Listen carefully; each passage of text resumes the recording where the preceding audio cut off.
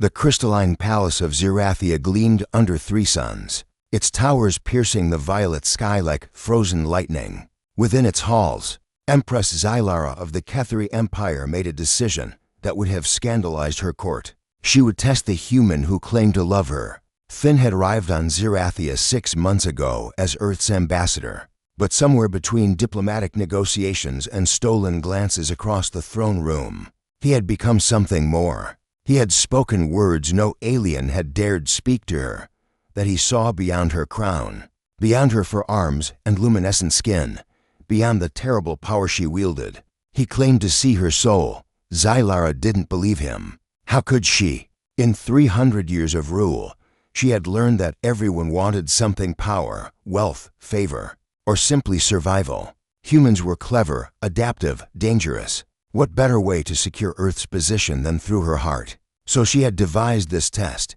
using technology forbidden even to most of her kind. She took the form of Lissa, a simple palace servant to arms instead of 4, plain skin instead of her characteristic pearl and violet iridescence. She wore the gray tunic of the lower castes and bound her hair in the style of the unremarkable. Most importantly, she suppressed the psychic resonance that marked her as empress, the mental signature that made others instinctively bow. She was anonymous, invisible, free. Zylara had given orders that the empress was in deep meditation and would see no one for 3 days. Meanwhile, she would observe Finn as he truly was when he thought no one of importance watched. The first day, she brought him breakfast. Finn looked up from his datapad, his brown eyes tired. He had been up late again, studying Ketheri legal codes, something his predecessor had never bothered with. When he saw her, he smiled, the expression reaching his eyes in that peculiar human way. "Good morning," he said in careful Ketheri. "Thank you, Lissa." He knew her name. Most nobles never learn servants' names. "You speak our language well, ambassador," she replied, keeping her voice neutral. "I'm trying. I make a lot of mistakes." He gestured to the chair across from him. "Would you sit? Just for a moment? Everyone here stands on such ceremony." "I miss conversation." Zylara hesitated. This wasn't protocol, but she sat. "You must miss your home," she ventured. Finn's expression grew distant. "I do. Earth's sky is blue, not violet. We have one sun, one moon." But he paused, seeming to struggle with words. "I've found something here worth staying for. Someone, actually. The Empress." Zylara kept her voice flat. "Yes." His face transformed when he spoke of her, of herself. "Everyone thinks I'm insane. My own people warned me. The Ketheri court thinks I'm scheming. But they don't see what I see." "And what do you see?" Finn leaned forward, passionate. "Someone who carries impossible weight, who makes decisions that cost her sleep, that pain her. But she makes them anyway because they're right. Someone who stands in that throne room alone, surrounded by hundreds, and is still alone." He shook his head. "She has advisors who fear her, nobles who flatter her, warriors who worship her. But who sees her? Who knows that she hums when she's deep in thought? Or that she pauses before entering every room to compose herself? Or that she—" He stopped abruptly, embarrassed. "Sorry, you probably think I'm crazy too." Zylara felt something crack in her chest. "Those details, no one should know those things." She was always so careful. "You are very observant, ambassador." "Finn," he corrected gently. "And it's not observation. It's attention. When you love someone, you notice." The second day, Zylara watched Finn handle a crisis. A trade dispute had erupted between Earth merchants and Ketheri nobles. The nobles demanded Finn punish his people. The merchants pleaded for his protection. Both sides expected him to choose his own.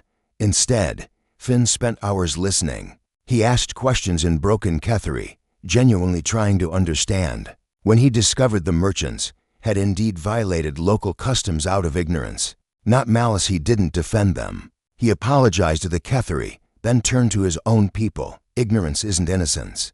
He told them firmly, "We're guests in their empire. Learn their ways or go home." Then he did something extraordinary. He negotiated a compromise that acknowledged the cultural misunderstanding, while ensuring fair restitution. Both sides left dissatisfied, but appeased the mark of true diplomacy afterward. Zylara found him alone on a balcony. Head in his hands, "You did well today," she said softly. He looked up, surprised to see her. "Lissa, I didn't hear you." He sighed. "I disappointed everyone. You served justice. Justice isn't the same as kindness. I wish," he trailed off, then, "I wish I could talk to her about this, Zylara. She would understand. She faces impossible choices every day. She'd know what it feels like to." He laughed bitterly. "Listen to me," confiding in a servant about the Empress. "You must think I'm pathetic. I think," Zylara said carefully, "that she would be honored to know you think of her this way. I think of her constantly." The admission was raw, unguarded. "It terrifies me. I'm just a human, one short lifetime. She's eternal, powerful, perfect. What do I have to offer her except this?" He pressed his hand to his chest. "Accept honesty. Accept seeing her as she is, not as her throne demands she be." The third day, Zylara revealed herself. She found Finn in the palace gardens, sketching earth flowers from memory. She dropped the disguise, standing before him in her true form for arms, luminescent skin, the psychic weight of an empress. He looked up, eyes widening. Then, impossibly, he smiled. "Hello, Zylara, not your majesty, not empress, just her name, spoken with warmth. You knew," she breathed, "from the first morning." He set down his sketch. "Your soul resonates at a frequency only you have. Technology can change your body, suppress your psychic signature, but it can't change the essential truth of who you are." He stood, approaching her without fear. "You wanted to test me. I understand. But Zylara, I wasn't in love with your crown or your power. I was in love with the soul I felt beneath them. Change your face 1,000 times. I'll always know you." Tears, a human response she'd learned, pricked at her eyes. "How?" Finn took her hand, one of 4. "It didn't matter. Because I paid attention. Because when you love someone, truly love them, you learn to recognize their essence. And yours," he smiled, "yours is unmistakable. Brilliant and lonely and fierce and kind. That doesn't change with your appearance. 300 years of rule. 300 years of isolation. 300 years of no one truly seeing her. Until a human from a young world looked past everything she was and saw who she was. I love you." Zylara whispered. "I know," Finn replied. "And I love you. Not the Empress, you, in a palace of protocols and power." Two souls finally recognized each other, not through crowns or tests, but through the simple, profound act of truly paying attention. And for the first time in 3 centuries, Empress Zylara of Zerathia was not alone.